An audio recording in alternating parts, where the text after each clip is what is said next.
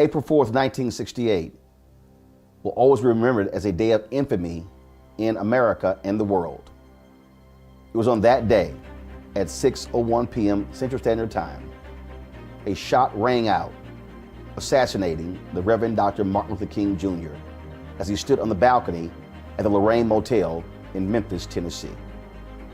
He died on the spot, later pronounced dead at a Memphis hospital. Riots broke out all across America. People were shocked and stunned. And so to this day, we still remember what happened on that fateful day when the dream was killed. I've had that opportunity to meet and talk with a number of people who work with Dr. King. And they share their thoughts and reflections on him, his life, his commitment to nonviolence, to African Americans, to peace, but also to economic prosperity for our people.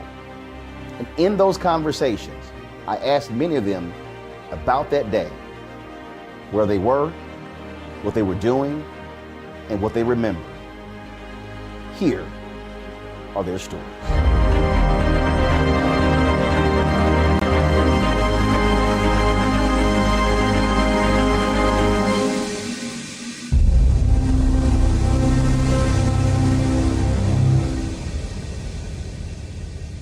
Earlier, you talked about that particular night, April 3rd, 68.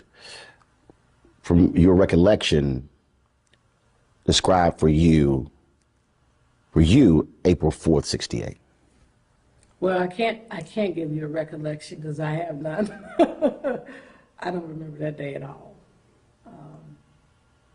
The day I remember is the funeral. And what I remember about the funeral is that lights, cameras everywhere, and it was hot. And I was on my mother's lap. I was a little restless.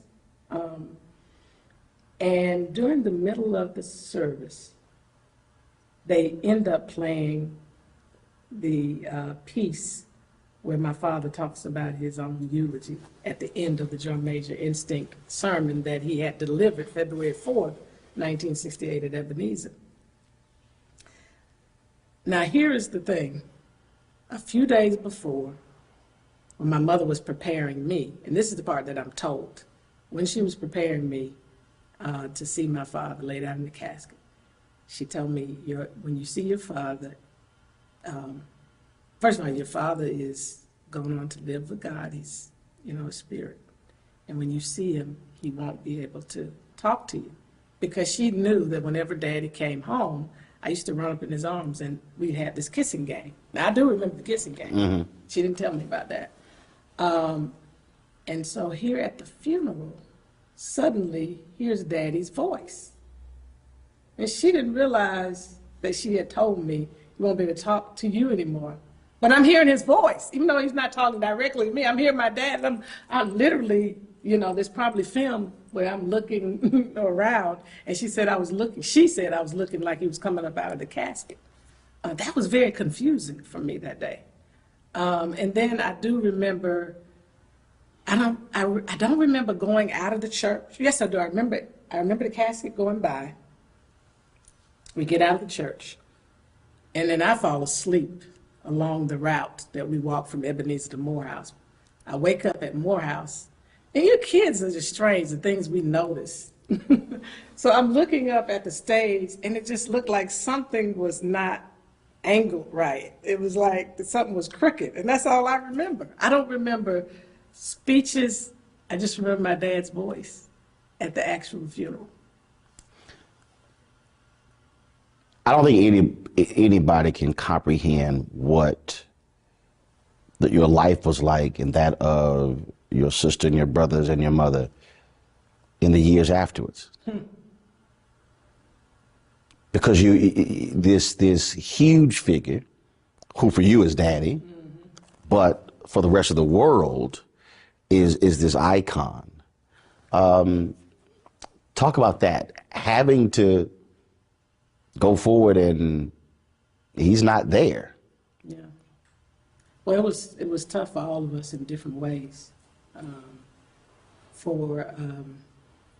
for me, it was the incessant drive of looking for another daddy. It's like, can they be my daddy? So we had these photographers that were around a lot. And when I think about it now, it's like paparazzi. Growing up, we had a lot of photographers around, but we had some after. And I can't remember if it was Flip Schulte or someone else. But at one point I said, can he be my dad? Because they were around so much. And it's interesting because kids don't really register color the same way that we do as adults. So that was one thing, I was looking for daddy. Uncle Andy became, like a surrogate father to all of us. He was actually the only one who stayed around, really, out of everybody. Consistently came by to see us and everything. And then there was another gentleman, Bob Green. I don't know if you know Dr. Robert Green, who was an educator, worked in the movement in the latter stages. But they came around a lot. The other thing for me is that initially I was fearful that something would happen to my mom. So in the initial stage, I was like, please don't go. Because when she would leave to go out of the house, out of town especially, I didn't know if she would come back. So we had that kind of trauma. And my journey was probably totally different from everybody else's because they had, including Dexter, they had an opportunity to spend time with Daddy on the road doing some of the work. Dexter got to go with him to tour some areas of Mississippi. Martin and Yolanda, Martin went with him there as well, but Martin and Yolanda got to go on a couple of marches or so. I didn't do anything. So I'm the child that is clueless as to whatever has taken place. So I'm trying to sort all of this out, and my mom is trying to hold it all together. Mm-hmm. And I don't know this personally, but what she shared, even in her recent book that was published, My Life, My Love, My Legacy, she talked about trying to pull it together coming out of that room because of that void, that emptiness. And Martin was in the bed right there next to her. And she had to do what she needed to do in that room before she emerged because she had to go into mommy role.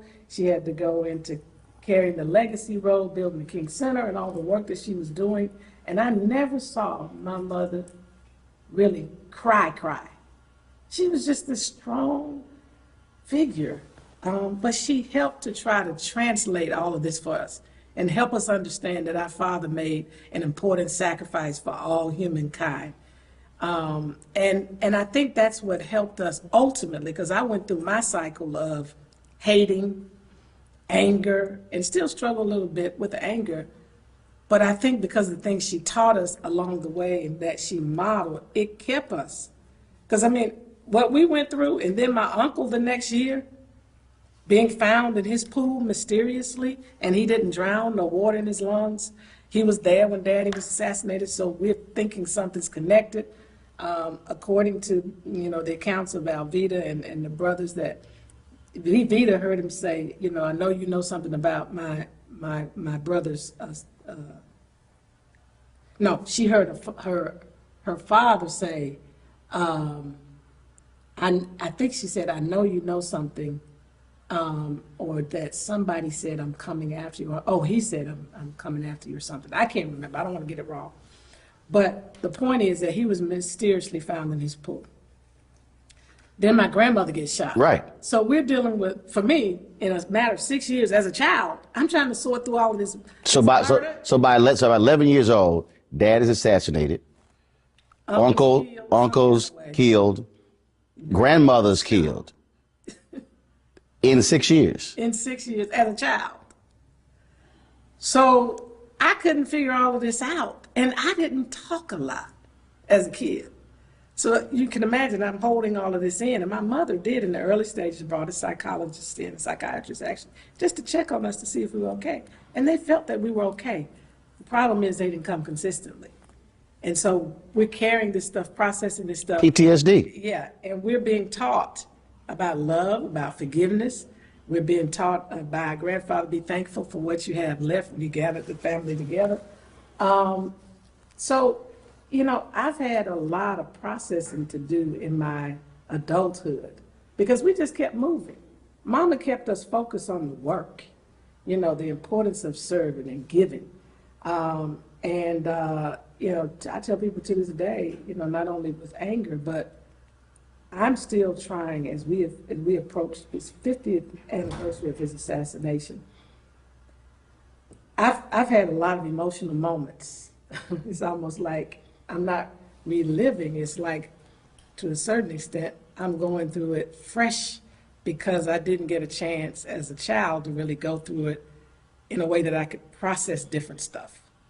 And so for me, one of the biggest things that I've been dealing with throughout various seasons of my life is having to share my parents with the world.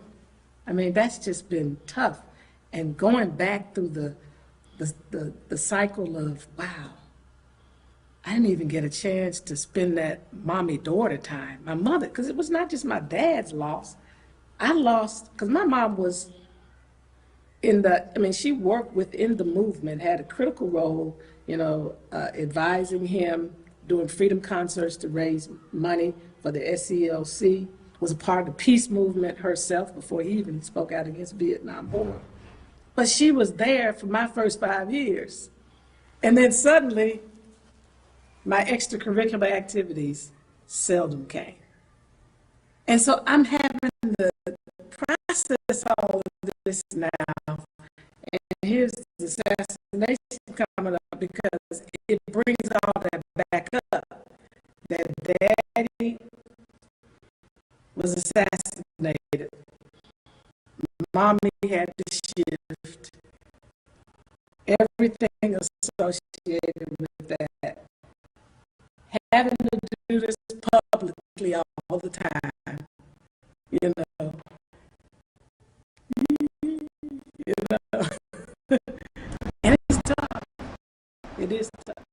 For you, April 4th cannot be an easy date every year.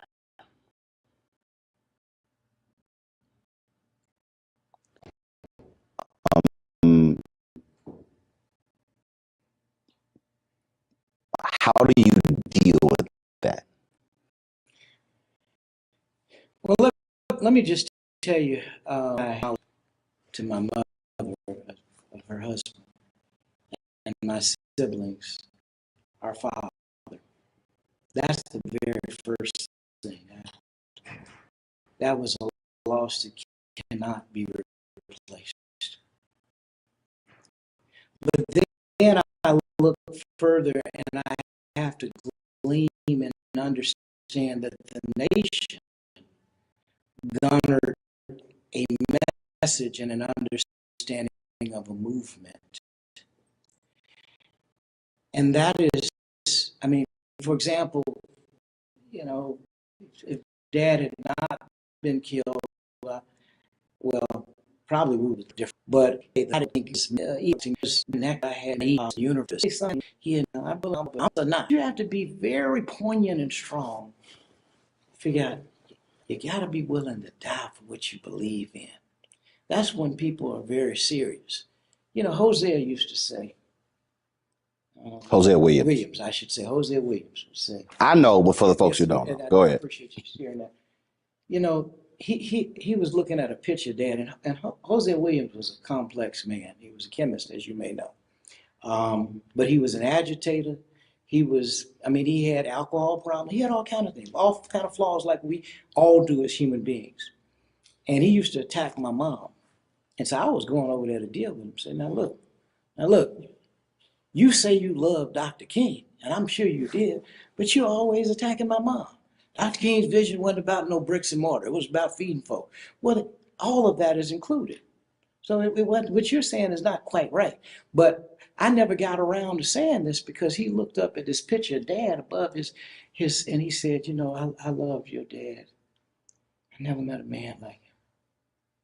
He said he did two significant things. He conquered the love of wealth and the fear of death. I said, my God. Say that again. He conquered the love of wealth and the fear of death. Now understand, when you don't really care about money, you know things are gonna be all right, and you're not afraid to die, you're unstoppable. And that's the kind of spirit that all of us need if we want to address these critical issues today. Not being afraid of what people are going to say or who's going to follow us, particularly if you know you're standing on justice. You're standing on the shoulders of great individuals, because we've had great people in our nation's history and world. It didn't start with Martin Luther King. Martin Luther King Jr. certainly was one of our greatest of our time. But there have been great people going way back who did things with nothing. I mean, you go back to think about it, Harriet Tubman, who said she could have freed more folk if they knew they were slaves. I mean, we've had some. Think about Frederick Douglass. I mean, the list goes on. Du Bois, Booker T. Washington, and the list goes on and on. Of so many, and the inventors. And we don't really, as Black people, honestly, we really don't truly realize who we are. We don't realize we were kings and queens, and that civilization began on the African continent. Most of us don't realize that because we're taught negatively. Now, I don't know what Black Panther is going to do, the movie, to change some of that, because this has never happened. We've never had an almost all Black African cast that is charted all past the numbers. I mean, that's phenomenal, quite frankly. Everybody's kind of focusing on Martin's assassination. And I've been trying to figure out a way to help them to realize that he didn't go nowhere. That his body was buried, but his spirit is more alive now in more ways than any of us can ever imagine. And I think I say that there's nothing that I've done that I did on my own. But that's the view we held about death. He was never nervous about dying. In fact, he almost put you into dozens talking about your death. And he made us laugh at death to keep from getting nervous. And he said, look, you're gonna die. Death is the ultimate democracy. And you got nothing to say about when you die, how you die, where you die. The only decision you have is what is it you give your life for. And you can do that any day and every day, because you know not the day nor the hour. And then he'd switch gears and say, but if your time comes, I know how sorry and trifling you are, but I think on my good day, I could even preach you into heaven. And he would start preaching your sermon, your eulogy, bringing up every trifling, ignorant, sinful thing that he could think of, and asking the Lord to forgive you and let me in. And he made us laugh at death. And I came back to the motel, and they'd been eating catfish and, telling lies, and everybody was feeling, this was the happiest I had seen him in years, because his brother was there, all of his friends were there practically.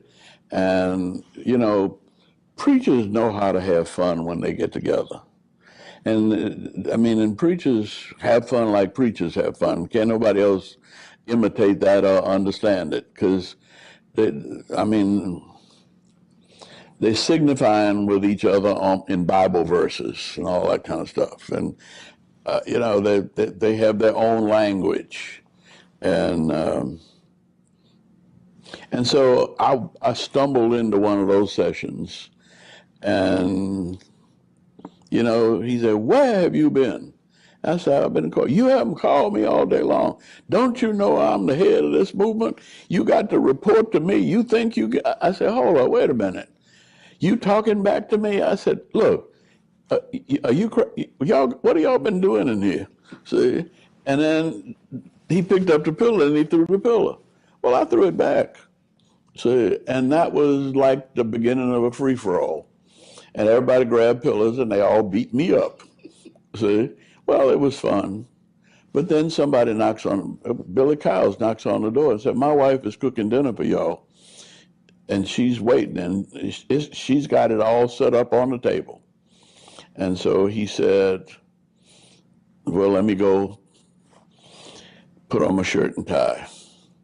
And he went upstairs and put on his coat, shirt, and tie.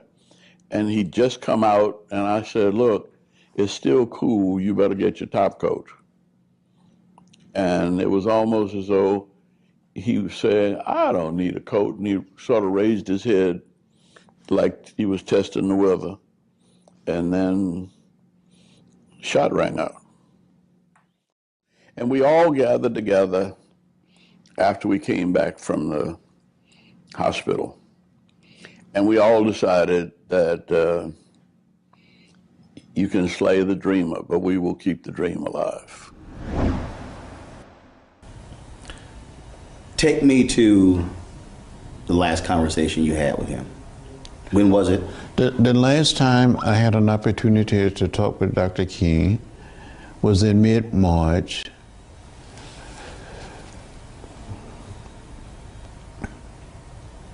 Just before he went to Memphis. It was at Pasca's hotel, a restaurant. He had been meeting with a group of rank and file members of organization working with low-income or poor people. They were black, white, Latino, Asian American, and Native American. Because he wanted the Poor People's Campaign to look like America. And he kept saying, I will see you in Washington. And he never made it to Washington. The night that he was assassinated, that evening, I was in Indianapolis, Indiana, campaigning with Robert Kennedy, working toward his nomination, the Democratic nomination for president. And when I heard that Dr. King had been shot, I didn't know his condition. When Robert Kennedy came to speak, he said, we have some sad news tonight, that Martin Luther King Jr. had been assassinated in Memphis, Tennessee. So prior to him saying that, you didn't realize it. So when that audience found out, that's when you found out. That's right. When the audience heard the message, I heard it at the same time. And I cried. And I said to myself, well, we still have Bobby. So I went back to Atlanta and helped in preparation for the funeral and stayed there for about 2 weeks. I got back in the campaign and went to Portland, Oregon, and with Robert Kennedy, and then I went on to Los Angeles. And I teamed up with Cesar Chavez, and we went to these wealthy neighborhoods and homes of primarily white citizens, urging them to vote for Bobby Kennedy rather than for Humphrey or Eugene McCarthy. Went to churches. We had an unbelievable motorcade through the city, and there was these black athletes like Rayford Johnson and the big guy, Rosa Greer, trying to hold Kennedy in the car. And you saw hundreds and thousands of people, especially in the African American community, in the Latino community, rallying for Bobby. And he invited me to come to his suite that evening, and he joked with me.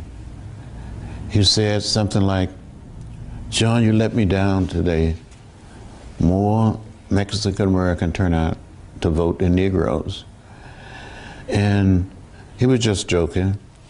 But I truly felt that when Dr. King was assassinated, I said, well, we still have Bobby. In less than 2.5 months, he was gone. And I think something died in America with the death of Dr. King and Bobby Kennedy. When I talked to Jim Lawson, I said, in the aftermath of Dr. King's death, what did you do? He said, we went back to work. He said, we had work to do. He said he did not grieve until July. He said that's when he just broke down. Were you in the same place where there was still work to do? That there was no time to feel sorry and to mourn? Well, we were caught up in the moment. It's you had to continue to work. We had a major national election coming up, so I didn't mourn that much. But every single day, I thought about Dr. King. Matter of fact, I went back to Atlanta between the campaigning effort and trying to support others. And my doctor said, you need to rest, and made it possible for me to go to the hospital and just rest for about 2 weeks. And then I got back on the road, supporting local candidates, trying to get people registered, turn people out to vote. Became a delegate to the Democratic Convention. I was a Julian Bond. We were supporter. Mm-hmm. We were challenging the Lester Maddox delegation of Georgia. And I had a half a vote in the convention. And I voted for Ted Kennedy in honor of Bobby Kennedy. He said, Doc, pow. And somebody said, get low, because it was a hit. And we didn't know what the hit was going to be spraying bullets. So I was on the ground, and the Rav was in the room. I think Bernard must have been downstairs. Rav, Billy Kyles was about so far, turning to go down the steps. And there's a picture of Andy, Billy Kyles, and some of them just and they later pointing that way. And that pointing is that the bullet didn't come from that way, because he's on the ground. It came from that way, so we tell the police who had their guns drawn, go the way the bullet came from. The bullet came from that way. That's that picture. Mr. Withers, the photographer, he was there. Ernest Withers. And he scooped a couple of jars of blood, tried to give me one and Ralph one. I couldn't touch that blood. I remember Ralph coming back. My son, my brother been shot. I'm his dearest friend. Ralph, Martin, hold on, we need you. Hold on. Martin, hold on. But Doc was gone at that point, And so I just got up and wrapped myself off, and I was standing next door, the room next door. I called Mrs. King. She was in the bed. She said, Jess, how you doing? I said, I'm doing this fine. I said, Mrs. King, couldn't quite get my mouth together. I said, I'm reading. I said, Doc been shot, I think, in the shoulder. I knew better. I couldn't say what I had just seen. I didn't want to chick up in that way. I said, but you should try to go and see him if you can. She said, I'll be there momentarily. She got up out the bed. And apparently, for 7, 8 minutes, someone called, the press, and said he was dead. Man, bedlam broke out. The fires around the country. But what excited me the most was, I think it was Reverend Joe Lyre that said, we can't let one bullet kill a movement. We went through all the trauma of his death. I remember being in the room with Harry Belafonte and Sidney Poitier and Robert Kennedy, talking about what Dr. King meant to us. And doggone, we were in Washington, and Robert Kennedy got I was at home, and my mom woke me up and told me. And I remember her crying, and when I seen her cry, I started crying. I mean, it just hurt me so bad, and it hurt my household and so bad. It's just, and I remember seeing the clip, everybody pointing at the vacant building, and man, and I seen his brother, and it was just like, man, all this blood. It just devastated me. I'll never forget it. Hurt me so bad to my heart.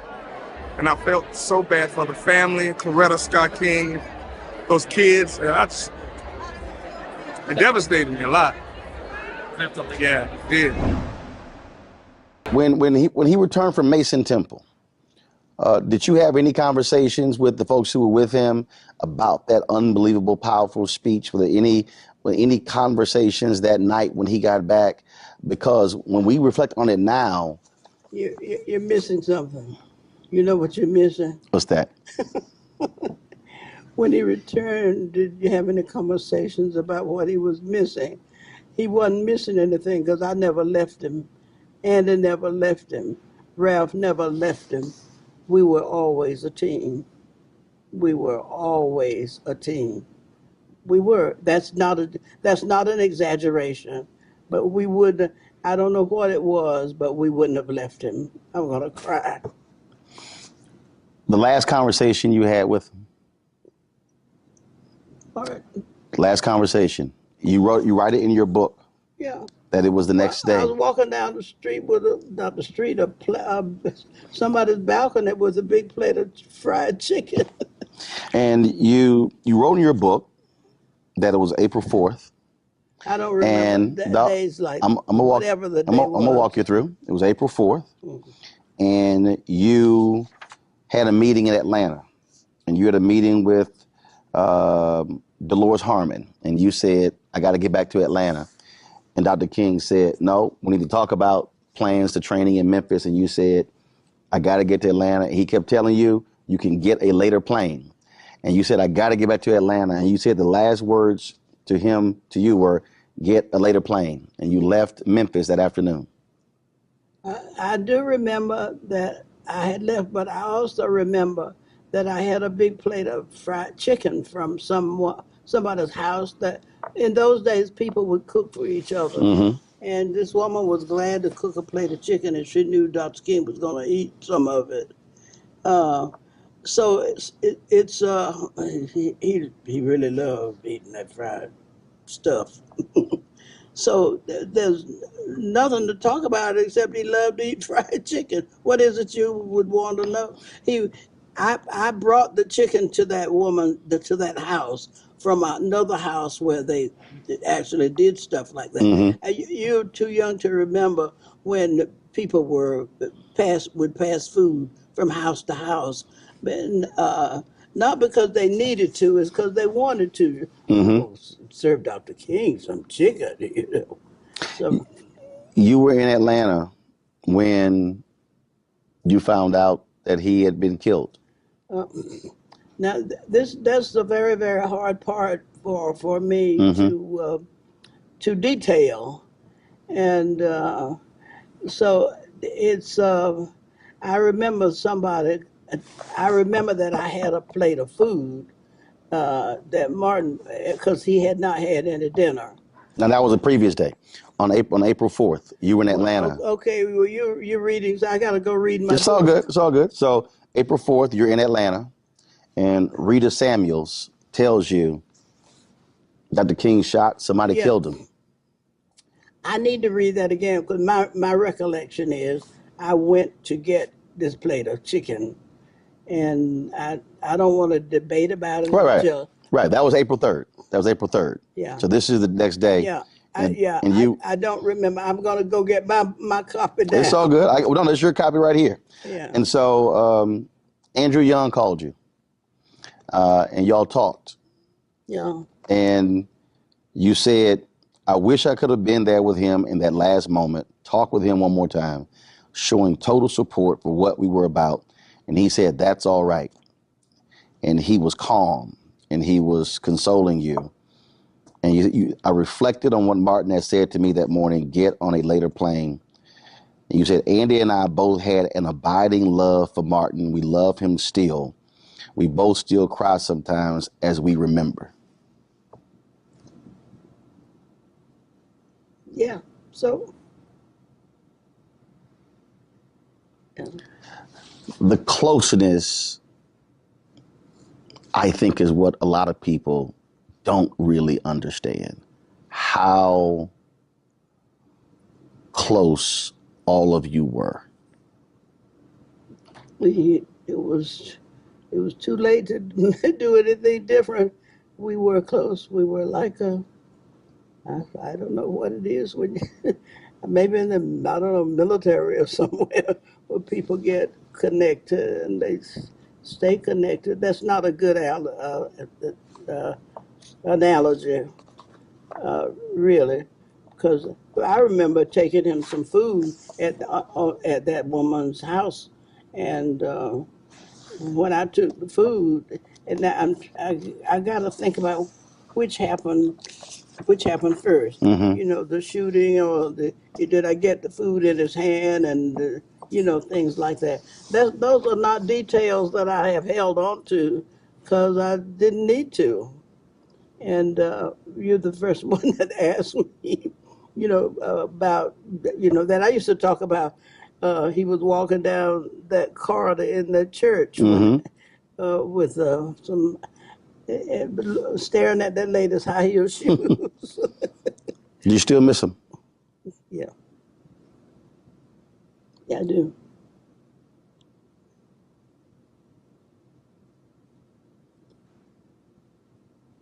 Probably always will.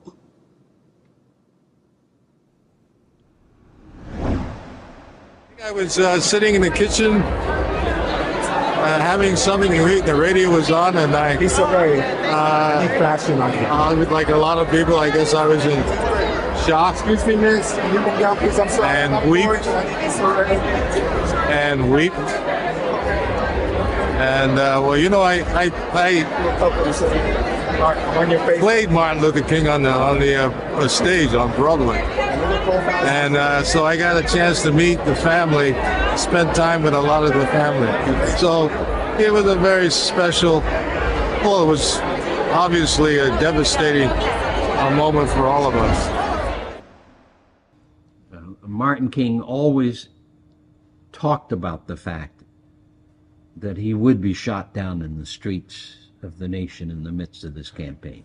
He started talking to us about that actually with the assassination of John F. Kennedy in November 63. Were it not for a promise you made to your wife, you probably would have been on that balcony. Well, who knows? Yeah. But y'all were meeting, y'all. I mean, all of those different. Well, as a family, we try to eat dinner together each night. So. And you told me, you said, yeah, I'll be home by 6. That's right.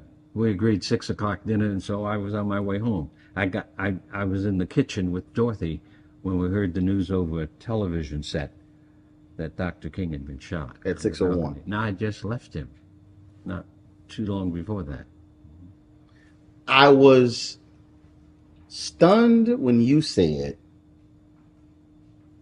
we immediately went back to work, that you did not really grieve until July. You said it was the work. That's right.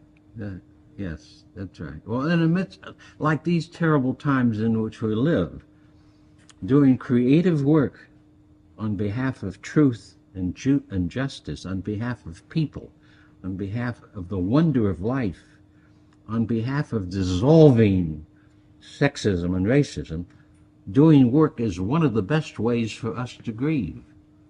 So I recognize that as a pastor, as a religious person. So yes, 9 o'clock Friday morning we marched, and I worked through the night to be sure that we were going to be. I think I remember being shocked and stunned. You know, of course, you know, the passing and the death of someone in the public space was not something that a 9-year-old considers. But I remember being affected by it, of it having an effect, of feeling a sadness, of feeling a loss, even at that age, that it was something, you know, it was something huge and looming and dark and sad. I think that was the beginning of, you know, what loss looks like.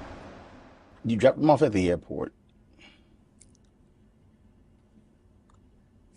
and he gets out. As you think back,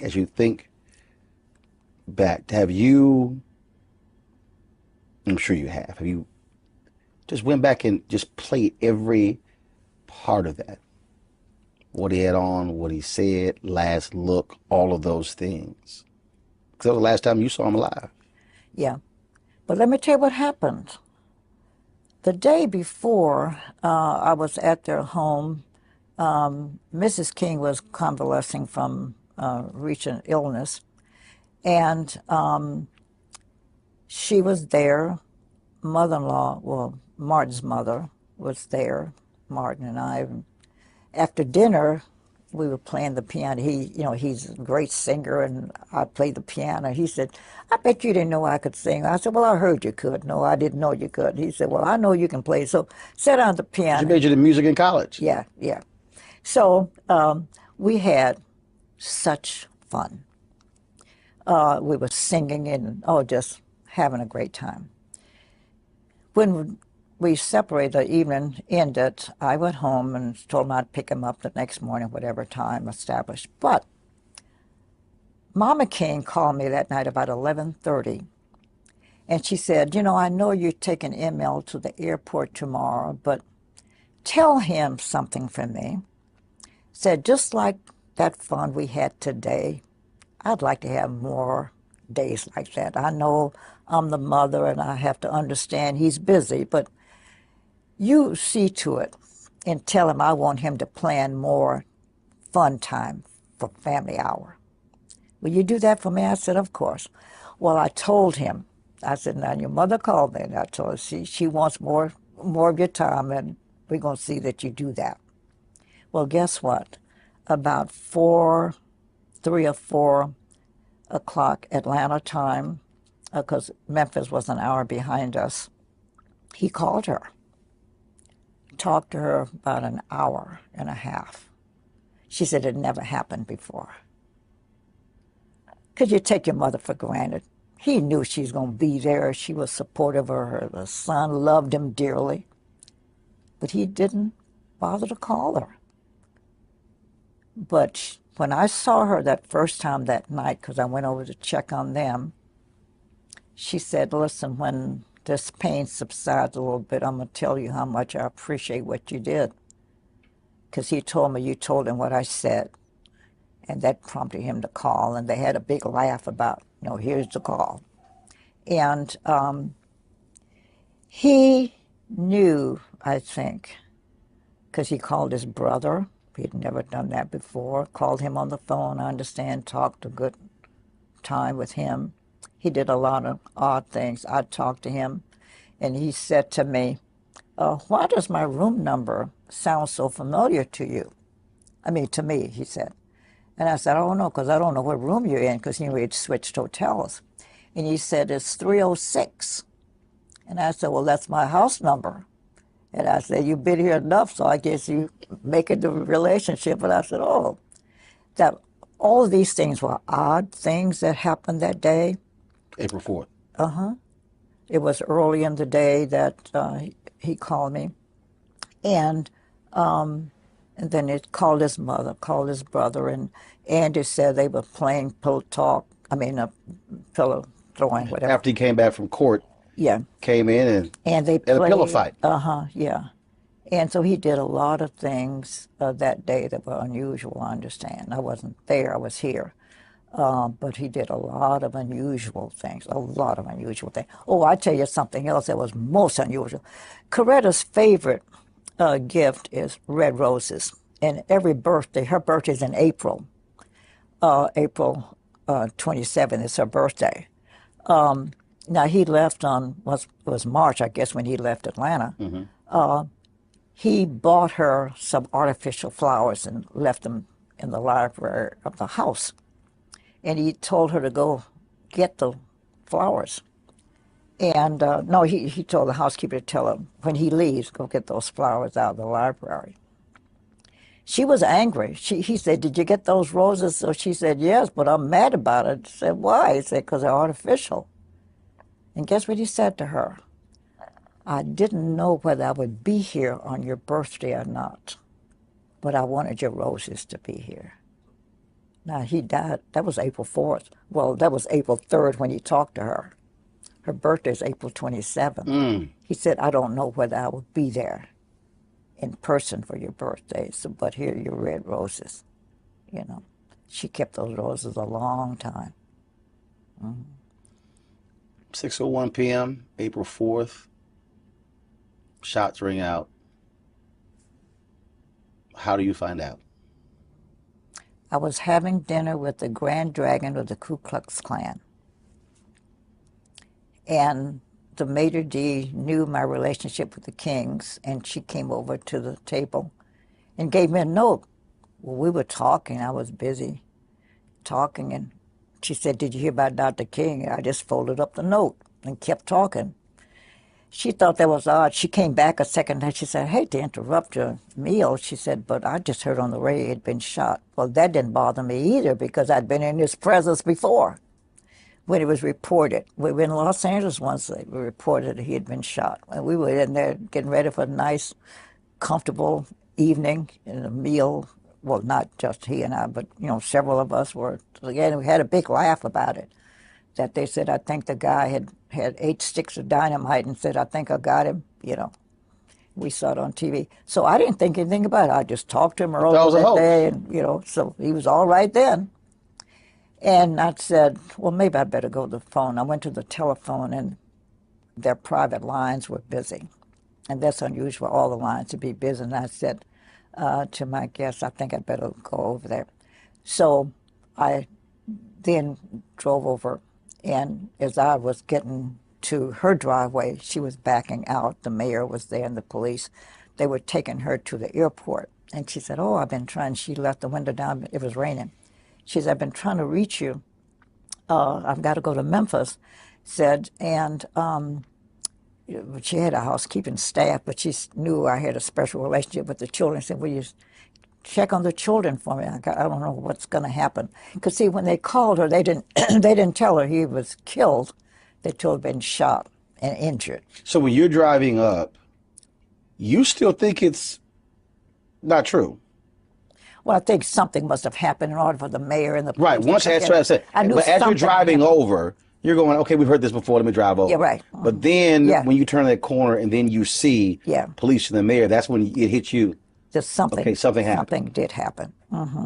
And so you pull up, she rolls the window down, but she doesn't know that he's gone. That's right. She didn't know it. And it wasn't until she got to the airport that she got the call and I think the mayor got the call that he is gone. And so Martin's secretary was there at the airport to join her, and they went to the ladies' room, and that's when she got the real official word. And then she came back home. So you're in the house with the children. And I stayed. I didn't leave there until 5 days later, 6 days later. You know he's gone.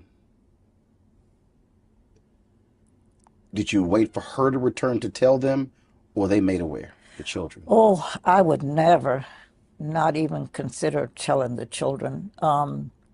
She came shortly, I guess, after, well, I guess they could speed, but she came, it didn't take her long to get to the house, and she came in telling her staff and everybody. By now, the house is filling up because everybody else now has heard. But she said to her staff, do not tell my children. I'll do that myself. And so her bedroom was at the end of the long hall in the house. So she decided to make that her solace.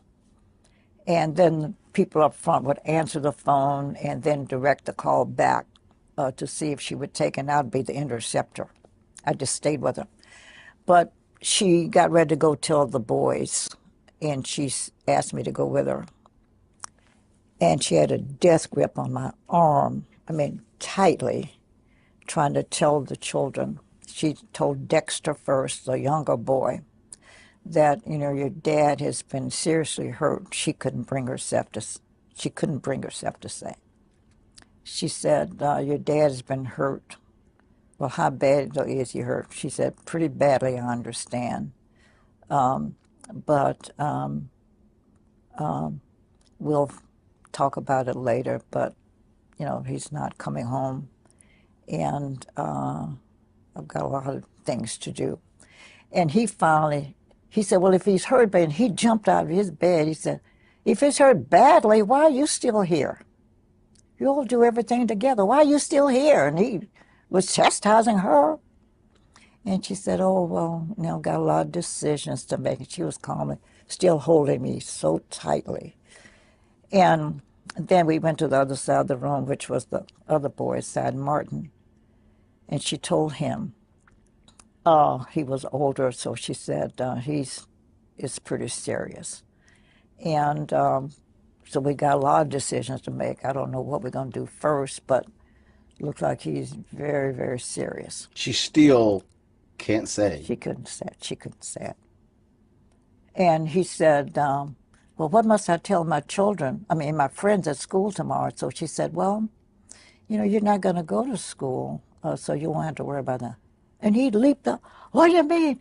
I have to go to school. Miss Davis said there'll be no cutting her classes. And I laughed later, not at that moment, but I said, oh, that teacher put fear in those kids, cutting these classes. But she finally got out of the room, and then she had a sigh of relief, that she finally had told them. Now, Bernice was too little. She was only like 4, I think, and didn't understand. But Yolanda came in, and she sat on her mother's bed right beside her, and they embraced, crying, like, we're big girls, we're not going to cry. Daddy wouldn't want us to cry, so we're not going to cry, Mommy. We're going to pull this thing together. The two of us can do this. And they are wailing. The most poignant moment. That was a difficult moment for me, and I guess I was crying too, because they were just embracing tightly, saying, we're not going to cry. We're not going to cry.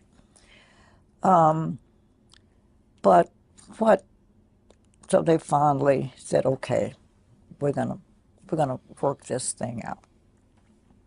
As the calls were coming in, they would assume Mrs. King would want to talk to the president. And so, you know his voice. So I would take the call and said, okay, Mrs. King, this is President Johnson. But what was interesting, everybody had the same message. And it's the same one maybe you and I make, like someone dies, she said, if I can do anything, let me know. And meeting it, anything you need me to do, let me know. If there's anything I can do. Mm-hmm. Everybody had the same message except one call. Kennedy, Robert Kennedy. His call was the one that was different. He said, Mrs. King, it's obvious. Now, when he called, it was, in Atlanta, it was about 5 or 6-ish, and people started calling. And so up until now, it's almost 10. Mr. Kennedy said, it's obvious, Mrs. King, that you need more telephone lines, because I've been trying to get you ever since the news broke. But and I'll make up a name because I don't remember the name, but Mr. John Jones is en route to Atlanta now to install 9 telephone lines for you. He'll be there at 12:30 tonight. He's en route now. I also heard on the TV that you'd perhaps want to go pick your husband up in Memphis. So we've dispatched a plane. It's already there in Atlanta. The pilot's name is Sam Smith, tailgate number 12345, telephone number 822 or something. So whenever you want to go, all you have to do is make this call. He will take you, and he's in readiness whenever you want to go to Memphis. Also, who's your point person? And she told I was going to be her lead spokesperson. And he said, Zernona, call every hotel in the city of Atlanta, talk to the management, and put a clamp on all the rooms in in the city, that people will be coming to this room who are heads of states, and we got to be sure we have the right allocation of space. And my team will be there tomorrow morning, and we're going to set up an office at 123 Maple Street, and we will help govern things. He just jump, lay everything out. And we followed his rules. Because he had been through it. Mm-hmm. He said, we know how, we've got experience in this. We know what we're doing. And he was right. And I was there when Jacqueline Kennedy came, which was the expected moment. Two things happened. I mean, you got time for me to tell all this? Before I tell you about Mrs. Kennedy, I'm going to tell you about Nixon. He wasn't president at that point. He was the Republican candidate. Yeah, the candidate for Republican. He called our newspaper publisher and said, I know Dr. King's feelings on me, but do you think you could help arrange for me to come visit Mrs. King? My wife and I want to come make a call on her. And he said, no, I can't do it, but I've got a very good friend who's at her house, and he was talking about me, and she will tell me whether you can or not. So let me get in touch with her, and then I'll call you back. So he called me, and I said, I don't know, I have to run it by her. Well, when I told her that, in the house there were people who said, oh, no, you know, Dr. King would want to see him. And so they talked to her, saying, no, why don't you say no? Well, I had her last ear, so I said, Mrs. King, this is not a time for politics. Why don't you let him come? But let's lay some ground rules. No entourages, no press, no nothing. Just come. If he's making a personal call, then he personally can call on her. So she bought my advice and agreed. Called Mr. McGill and told him and said we wanted him to come unannounced. And sure enough, he came. But guess what happened? He came up, and we knew what time. They told us all the way. He's at the airport now. He's on his way. So we knew when to expect him. And when he came here, I went to the door, the front of the house. He came in a beige, I don't know cars, but like also a Chevrolet, something like that. It wasn't a fancy, I don't want to offend anybody, but it was a small car. And I ushered him in. Well, he was by himself, but he said, you know, Mrs. Nixon was coming, but he said that they got a call that one of the girls got sick and she had to rush to New York. He said, so he sat by her bed, that's where she received her gift. She said, on her bed, we had a chair, and he sat there face to face and told him he knew how Dr. King felt. He said, but this is not political call. My wife and I were coming, and he went on to tell why she knew. He said, I have brought with me a check, a personal check, that we are feeling the grief, and because we are Americans, we have to take some responsibility for this. So as our personal expression of sympathy, we want to educate all 4 of your children. And this check that we have here will cover their expenses wherever they go. There's enough money to educate all 4 children. Nobody knows that story because I haven't told it but a few times.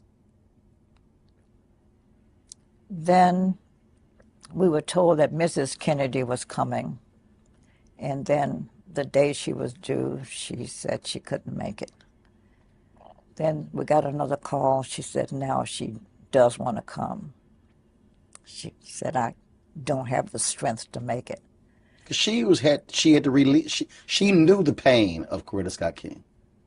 You're getting my script ahead of me, because what happened is she finally came. And as I said, you know, describing, you can get the picture of the house. The front door was up there. Coretta's bedroom was at the end of the hall. When she came, they told me she was here, so I went to greet her to bring her back. Roland, those 2 women didn't say one word to each other, verbal word, no word. Neither said hello. They didn't say anything. They embraced. That seemed like 20 minutes. Of course, it wasn't that long. But they embraced without a spoken word for an endless period of time. But you don't have to be smart to read their lips and their hearts. The heart was saying, we know what you're feeling. You know, I know, we know. That was the most poignant moment, and it was the one time that I cried because I was feeling their language. It has to be hard for you because here you are.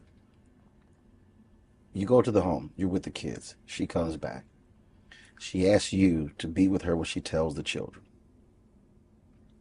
You have to be her rock. Oh, yeah. So you can't grieve. You can't break down. You can't. You're taking the phone calls. You're doing. So how are you? Did you just sort of just go like kidded Robert Kennedy? You just went right into work mode? Oh, yeah. Because I'm not even sure that I ever cried, come to think of it. I'm saying later, but I never got a chance to grieve. Because one of the things when she was trying to decide whether she's going to go to Memphis, and then right away I said, oh, gee, she needs clothes, because I wanted her to look nice. She's going to be photographed wherever she goes. So the next morning now we were up, or the night went into morning. So by morning time, I told her I was going to go down and get some clothes. And I did. I went to a nice little shop downtown Atlanta that had nice clothing. And I told the man that I've come to pick some things for Mrs. King. I have no money. I wouldn't dare take time to ask her for a credit card, and I don't have any money, so will you trust me to pick what I think she wants, take it home, and if she likes them, we'll keep them, and I'll come back and pay. If not, I'll bring the clothing back. And he agreed to those terms. Well, I picked out a lot of stuff. Came home. As I was getting into the house, I had a man there who helped me because I had all these clothing. In the lobby, in the foyer of their home, were Belafonte and Stan Levinson. And Stan Levinson was the Jewish friend who'd been with him a long time. Very close advisor, Dr. King. Exactly. And said, what are you doing? I said, oh, I wanted to look nice, so I bought a lot of clothes. And I told them the story. I didn't have no money.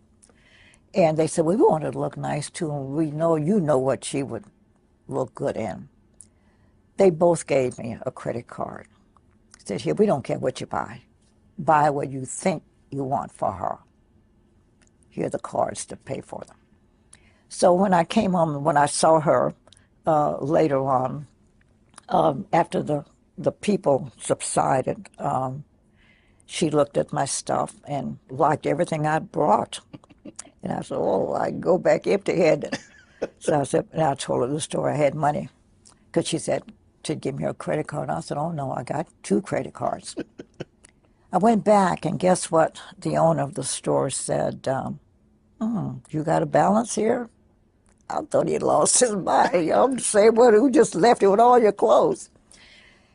And he said to me, I've come to pay for them. He said, listen, I'm a white man in America. And I have to take some of the responsibility of having the climate that created this. So the least I can do is cover the cost of the clothing. You have a zero balance, And I had also designed her headdress. And I had gone down to our department store, which was Macy's at the time. And we had a laugh because they asked me what time was I coming. And I said, well, I don't know. I was so busy. I don't have a schedule. I don't know. He said, well, it doesn't matter. We'll stay here till you get here. The store closes at 5. So if you're not here, I said, can you find the back door? And I laughed. I said, I'm black. I know where all back doors are. So he said, you leave the back door open. I can come through the back door. Sure, if that's what, because the store was closed, I went through the back door and told the lady, this is what I think I want. I had never designed anything either, so I said, this is what I think I want. And so the lady agreed to, do it up. And I said, and don't stitch it, just kind of baste it. So, she's got to approve it, and she may not like it. And it was the time except for when Yolanda, the daughter, came in and I saw her cry. She never shed a tear. That woman was just strong, making decisions and moving, never cried after that. But when she tried on the headdress, then she looked in the mirror. And I'm sure she's saying there, this is what I'm wearing to my husband's funeral. And she broke down that time.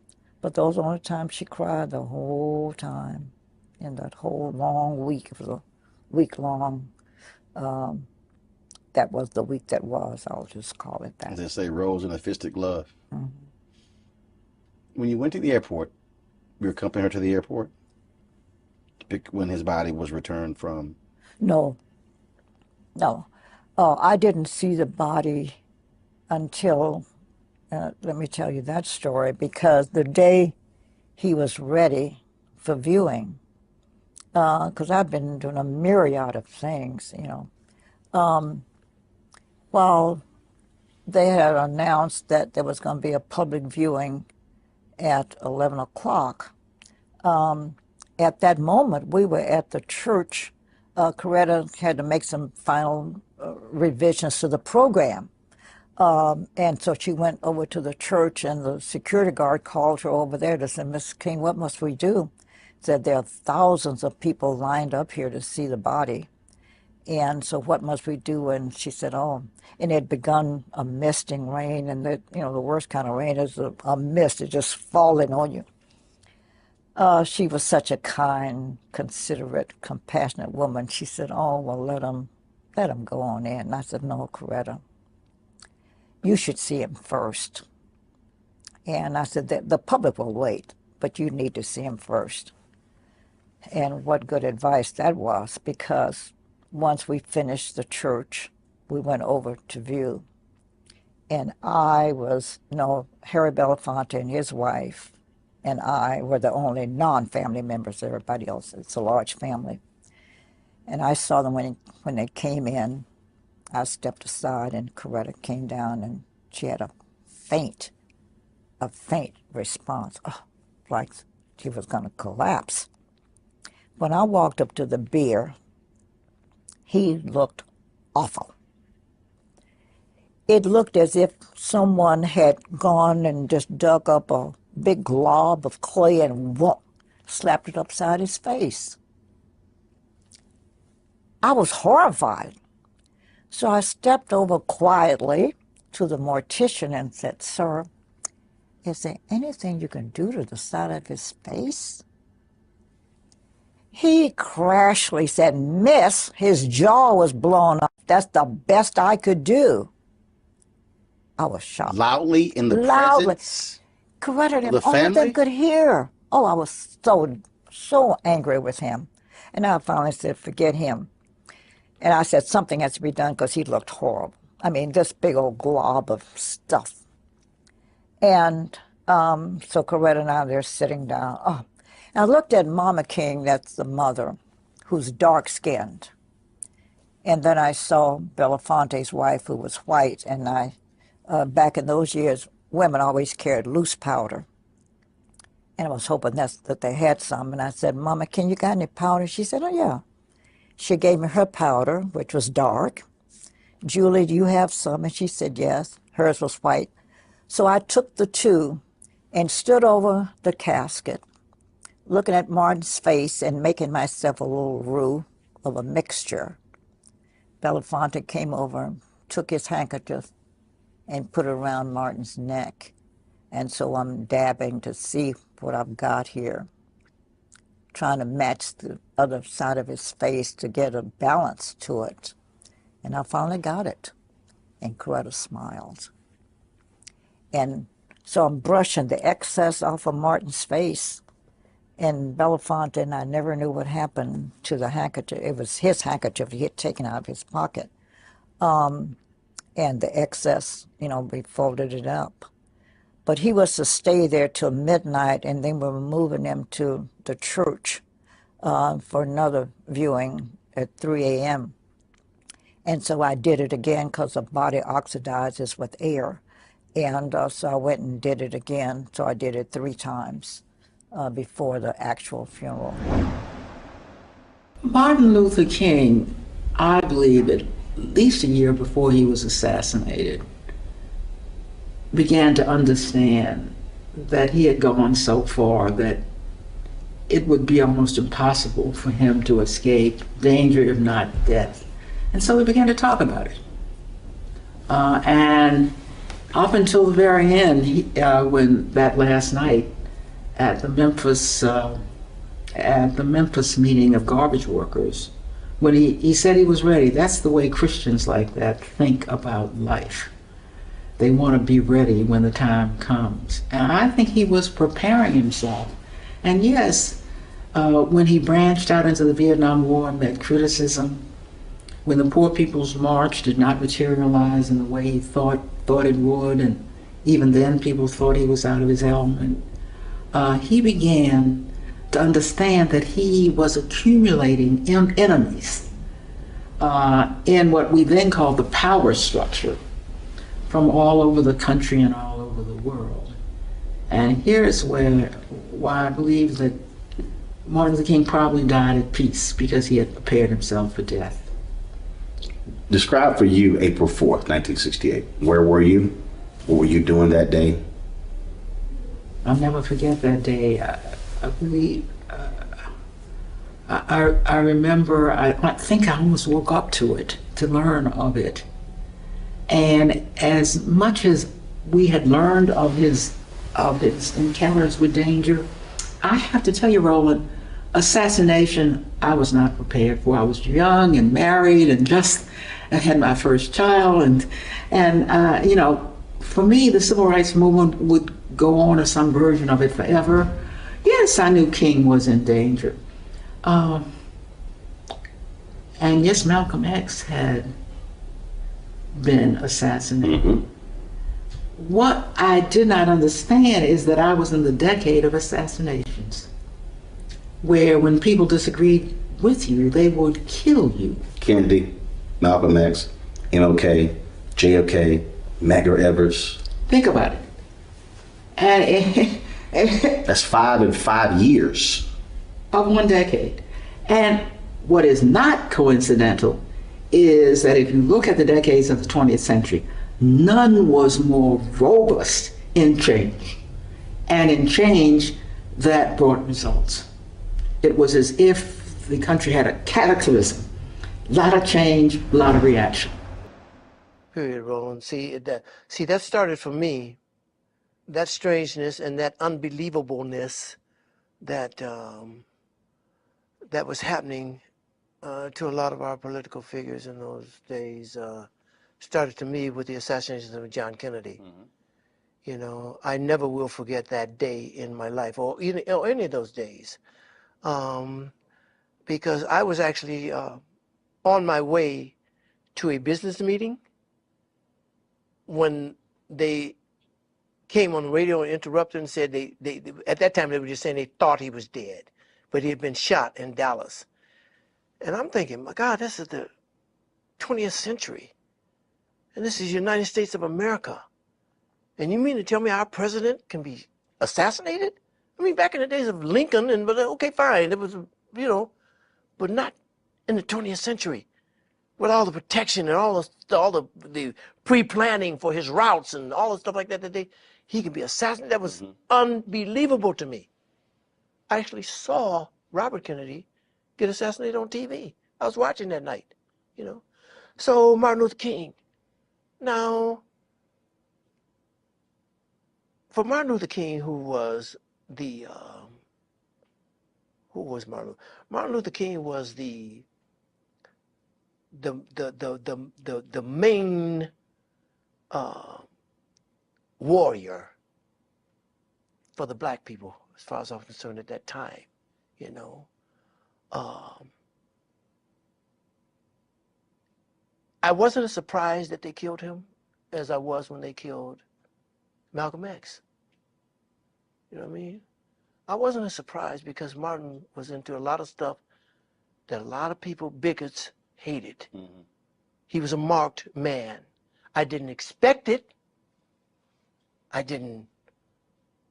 was hoping that it would never come to that, you know what I mean? But it did not surprise me because of who he was and what he was doing, you know. Horrible day. Horrible, just, oh man, here we go again. Where were you? I don't even know where I was. I was in oblivion, that's where I was after that. I don't know where I was, but it was just, here we go again. When is this going, what's safe? Who's safe? You know what I mean? What were you doing that day? What was the day like? Oh yeah, every day was a day of mobilization. We would meet with the men to the degree if there was any progress. We'd report on what that was. If there were any unusual things happening, fill them in on that. If there are any questions they had or decisions they need to make, to try and get that done. But everybody was mobilizing for the march. But you also had a court hearing that day, if I'm correct. Yeah, that was a series of injunctions. But SCLC took responsibility for dealing with the injunctions. Andrew Young and James Orange and some of the other fellows and their lawyers took responsibility for the court because the court had enjoined the march. It had not enjoined the mobilization and community action work that we were doing. So that day goes along. You go throughout the day. You get to the evening. Where are you? I'm at the headquarters building of what was called then the minimum salary building of the AME Church, which is a building next door to where our mobilizing headquarters were, which was Cleveland Temple. In the evening, I lose track of the time, but the word came over the radio that Dr. King had been shot on the balcony at the Lorraine Motel. And among all the unbelievable things that you just refuse to accept, this was one of them. So you hear this on the radio. So a co-staffer and myself, we were like 5 minutes from the Lorraine Motel. We jump in the car and we come around here. And by the time we get here, police were already here, keeping people out as opposed to keeping people in. And this whole evening was just one that we had difficulty believing. Dr. King, as prominent a leader as he was, to be shot on the balcony made no sense to us at all. It was not like he was a stranger in town. He should have, and perhaps did have, as much security as you could have. But the evening ended with not only with the shooting, but with him being taken to the hospital. Our responsibility then was to make sure that nobody else was injured. I mean, the city obviously was just outraged, and our job was to make sure that the people, got home all right, didn't confront the police or anybody else with any activities that would cause there to be more harm. And then to reconvene a meeting of all the partners in this thing to talk about where do we go from here. You get word that he's died. Where are you and how do you react? Well, personally, it was an incredible level of sadness. It was not like you had a leader who preached violence. You had probably one of the most committed men to nonviolence, yet to be killed through a violent act. We were a little, we had to think through what this all meant. How and what do we do with the men the next day? How do we handle the notification across the country as to what was taking place in Memphis, and at least whatever advice we were going to give to other folks, how they should react. And clearly, the country was beginning to go up in smoke. The anger that was across their major urban areas was just incredible. I interviewed Reverend Jim Lawson, and he said the next day he went to work. He said, we literally did not have time to stop. And he said it wasn't until either July or August that the grief hit him. He said, but literally, he was completely in work mode. Well, I think that's typical of everybody, and certainly Jim, who was such a major part of this. We had 1,300 men 1,300 families. Who knows how many children that were a part of all this. We had a community by now that was totally mobilized in support of them. There needed to be direction given. There needed to be a conversation with the leaders. There needed to be addressing the young people, many of whom had become reluctant supporters of the strike, but they were supporters. We had to at least make sure that no one gave reason for added violence against any community members. And to try as best as we could to prepare for what ultimately became a major march on behalf of Dr. King himself. Mm-hmm.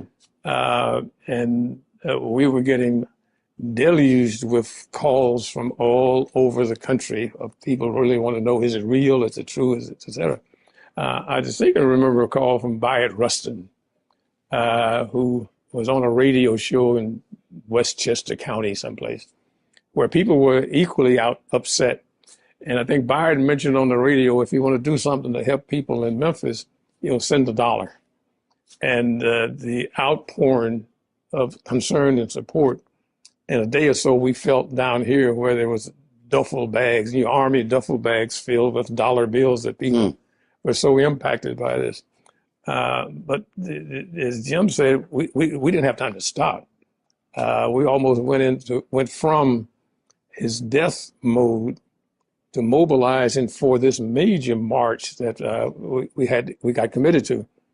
And I believe we had 40 or 45,000 people show up for that march. We had to deal with what was going to take place in Atlanta. And to their credit, the men, while they regretted and was suddenly upset by Dr. King's assassination, they remained committed to their goal. And they organized themselves. They made their own decisions about how they would respond on a city basis. I can remember we were a little concerned about whether or not we wanted to take the marches back downtown. A minister here in town whose name may be lost in all the history, Reverend Henry Starks, who took just personal responsibility for organizing and mobilizing the march to dramatize to the business community and certainly to the city leadership that these men were committed to this. And I think we wanted to take a day off, but the men asked us, aren't we going back downtown? Aren't we going to march today? And for those of us who were staff, we had to really not only pick ourselves up, but to try and understand that, this was a tragedy that happened in the course of a major movement, and understand that Dr. King was certainly aware of the risk, but he is also committed to the. It's kind of hard to describe because I was a single dad at the time and my boys. To me, it was just such a loss of, I don't want to say hope because that's not quite it, but the possibilities that could happen. I just done the Martin Luther King story with Paul Winfield and Cicely Tyson a few years before, and it was just devastating. I was in Detroit and trying to sit my kids down and say this doesn't change the possibilities. It's just very hard. It's just very devastating. And it was the whole town. I remember it was just, I don't know, it was like the wind that was just taken out of everything.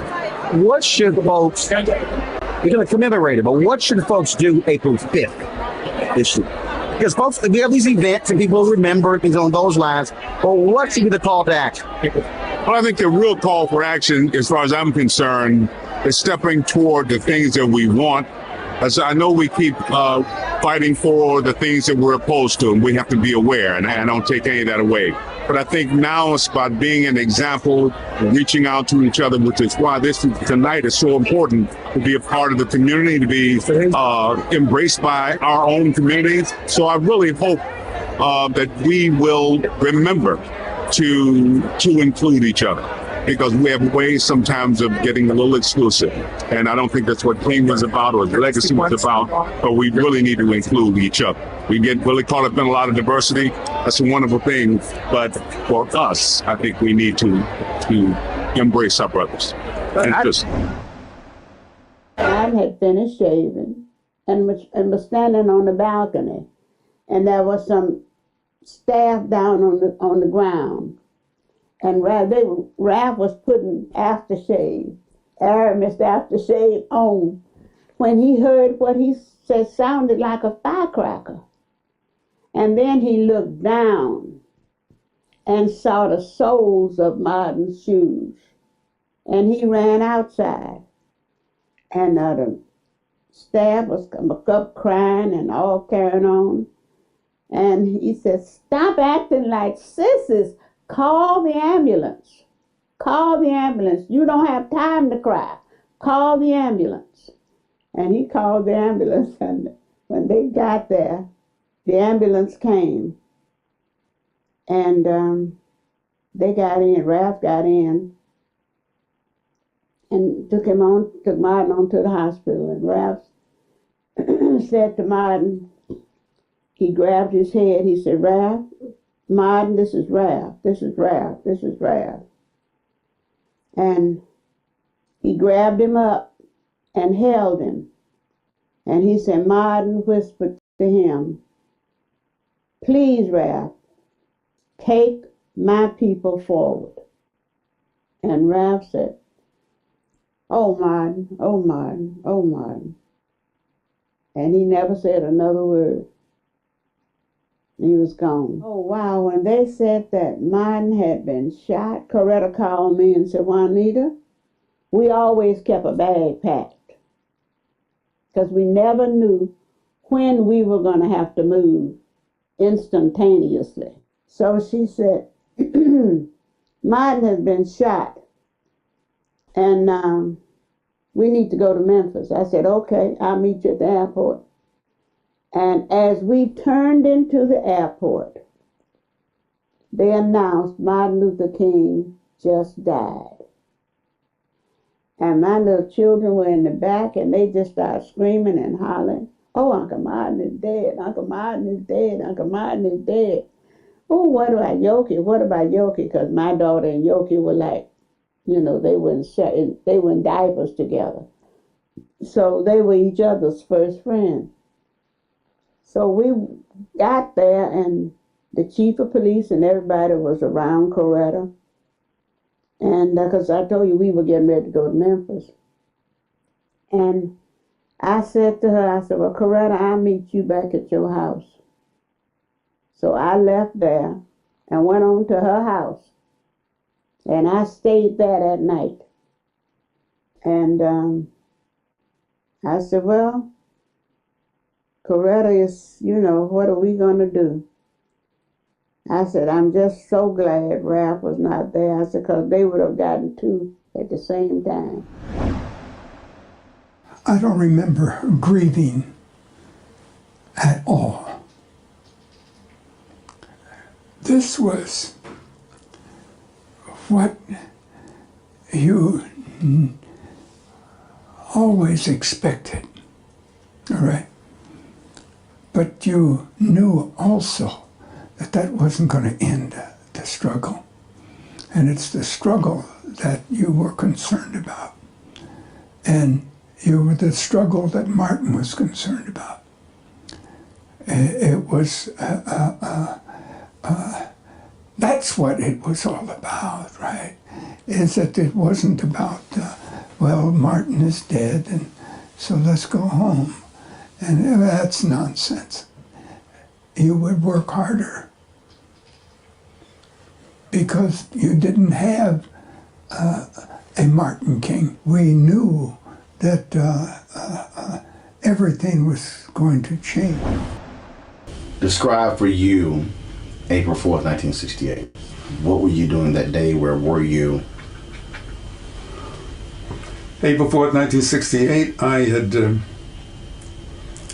I was in my office in Wall Street, and I was leaving early because I was preparing to go down to Memphis, Tennessee.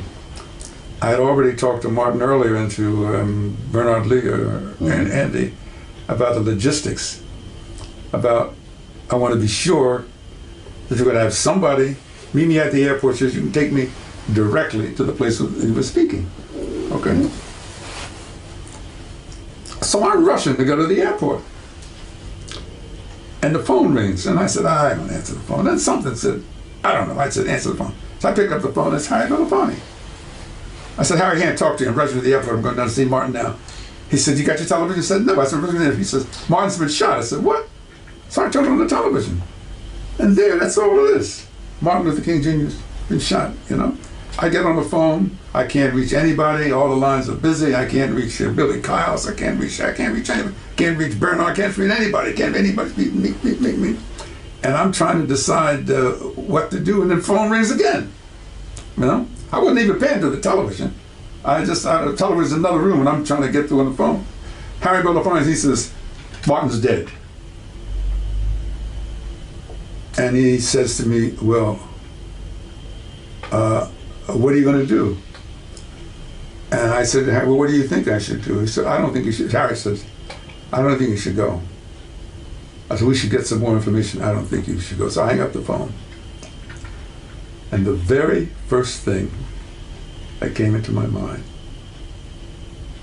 was, they finally got him. They finally got him. Sometime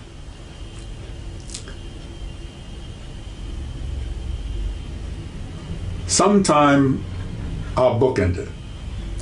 Sometime between April 4th, 1967 and April 4th, 1968, I had come to the conclusion that was not a question of whether Martin King would be assassinated. It was only when. And I discussed it very closely with Stanley Levison. And he said, well, this has always been a danger. I said, no, Stanley, you don't understand. Something new has happened. He said, yeah, I agree. No, but I was really, and I was, you know, also angry, and so when that happened, they finally got him.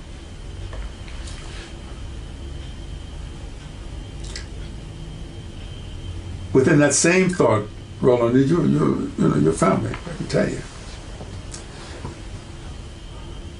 I wondered to myself, I said, I don't think I can stay in this country. It's fine, it's fine. I'm having a conversation. No, I can't stay in this country. I'm Clarence Jones. So I said, no, I can't stay in this country. The anger was so seething, you know. And I was drinking more heavily than I drink today, you know. I was drinking, you know, martinis and traveling throughout the South. I was drinking my Jack Daniels and so forth, you know, hanging out. Orville Billingsley, you know, you couldn't have a conversation with Orville Billingsley unless you drank. You know?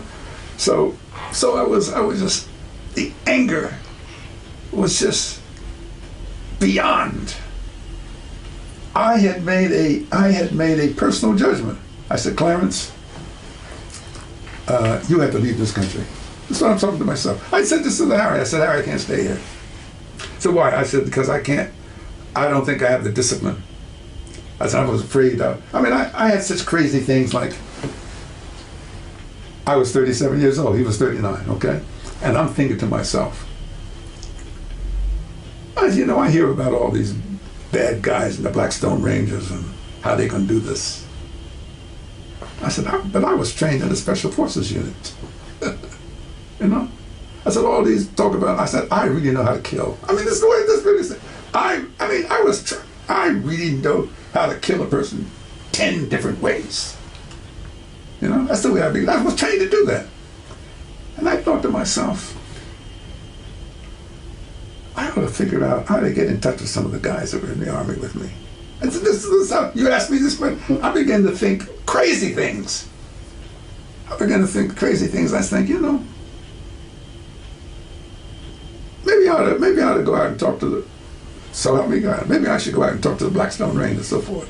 I said, you know, they're probably going to see me in my suit. They're going to say, who were you? But when I finished talking to them, I said, no, all you guys are walking around bad with your little guns and so forth. You don't know how to do a damn thing. I said, what you need to do, this is the way I was thinking. I said, I need to think whether or not, And, you know, I was influenced by Che Guevara in my writings. I was, all these things. Che Guevara could do it, and Castro can do it, and if Ahmed Ben Bella could. I was sort of going through I was going through all the liberation people. It's sort of crazy. Like, who am I? This middle class educated lawyer, but I had some training. I was training. And so I said, that's what we need to do. I said, everybody else is out there selling wolf tickets because they don't know how to do it. I said, they don't really know how to kill, but I know how to kill. And that, so help me God. So I said, I'm gonna see if I could be. And then when I began to think of myself, I said, I can't believe that I'm thinking this way. Okay. And I shared a little bit of that with Harry Belafonte and another fellow, a good friend of mine out in I told Al Sampson and Betty Johnson in Chicago, Because Bennett said, calm down. He said, if you want to sit with the Blackstone Rangers, so forth. So I had to, I went, after the funeral, so forth, I had to get out. I think I went to France and Italy for a little while. But the anger was so intense. It was so intense. They finally got him. Now, by the way, February 15th, I'm sitting with James Comey in his office, former FBI director. I'm sitting with him for about an hour. I got some nice pictures with him. And finally, after we talked about the FBI and so forth, and I said, the last 10 or 15 minutes we're together, it's like, there's a big long table between us. He's sitting over here and I'm sitting here, and I said, Mr. Director, he says, call me James. I said, well, Mr. Director, I said, there's one thing I want to talk to you before I go. I said, it's about the assassination of Martin Luther King Jr. I said, I know the Warren Commission, some kind of commission, you have these files, and I think maybe some of the files are not even going to be opened up until a later date. And I said, you don't have to say anything. I said, I just want to tell you something. I said, now, some of the King children went into the prison, and they actually talked to James O. Ray, and one of them, Dexter, they said, no, I don't believe he killed my father, Well, I believe that James O. Ray pulled the trigger. I think the evidence is abundant that James O. Ray pulled the trigger of the rifle to kill Martin Luther King Jr. But James O. Ray did not wake up in the early morning of April 4th, 1968, all by himself and say, today is the day I'm going to kill that King nigger. No. Martin Luther King Jr.'s assassination was a result of a cold, calculated, premeditated conspiracy to kill him.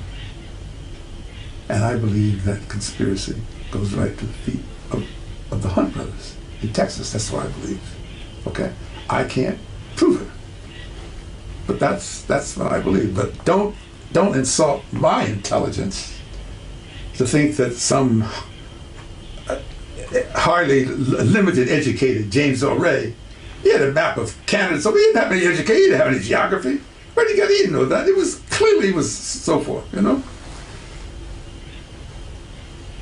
And so he leaned over to me and says, you have some very strong opinions. I said, yes, I do. So I said, you and the government may think that the case is closed, but I don't think so. And he said to me, you didn't hear me say the case was closed, did you? I said, no. You didn't hear me say the case was closed, did you? I said, no, sir.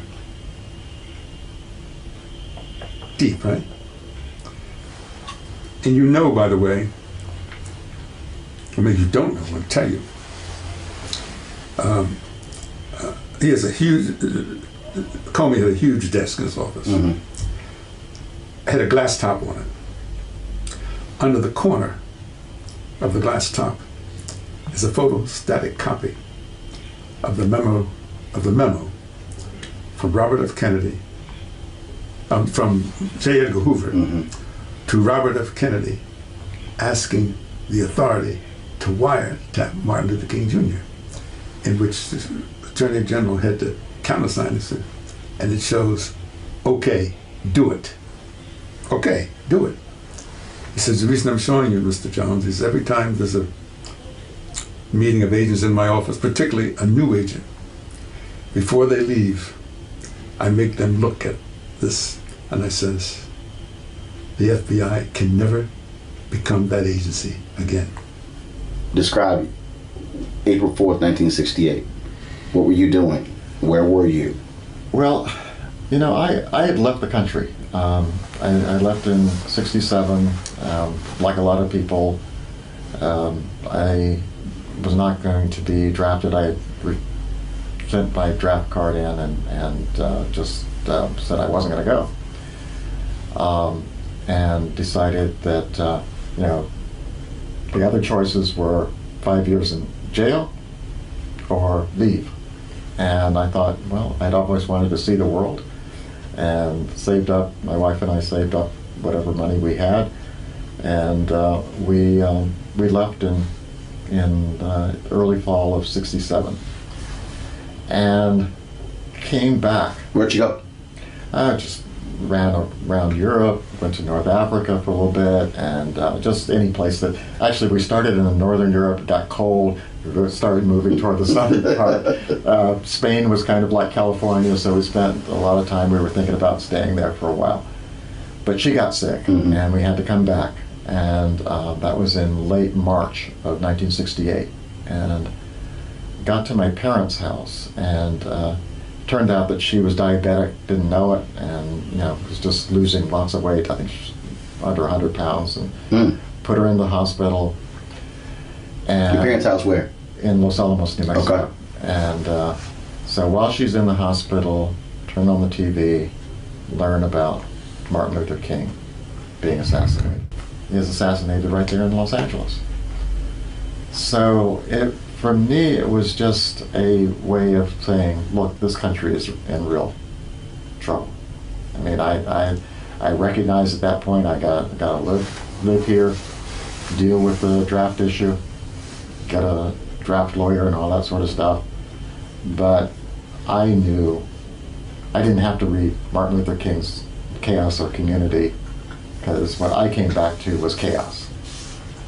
And I think that the 50 years since then have been kind of putting a lid on it and assuming that the problem's going to go away if we just don't look at it. And I think that his book is that reminder that, you know, look around the world right now.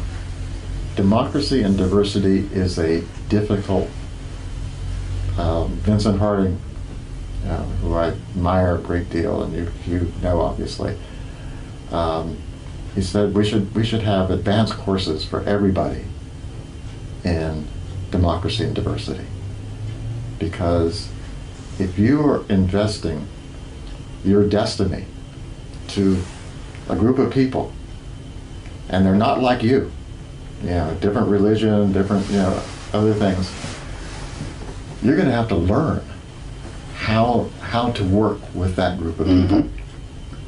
And I don't think we as Americans understand that takes work. April 4th, 68. Where are you? What's that? April 4th, 1968. Memphis tragedy strikes. Where are you? How do you find out? How do you feel? You're talking about Dr. King's death? Yeah. I was here in Tuskegee at that time. And of course, I was very sorry and very, very upset over his death. But it was one of those things that we always knew, and he always knew, even as early as the bus boycott, and this was several years before, that there was a possibility of losing our lives in the movement. So we have to be prepared to do it But even so, he still believed in nonviolence and social change. Were you prepared? Yes, indeed so. And there were some people in the movement who didn't believe in that. And my brother happened to have been one. But I did believe in that.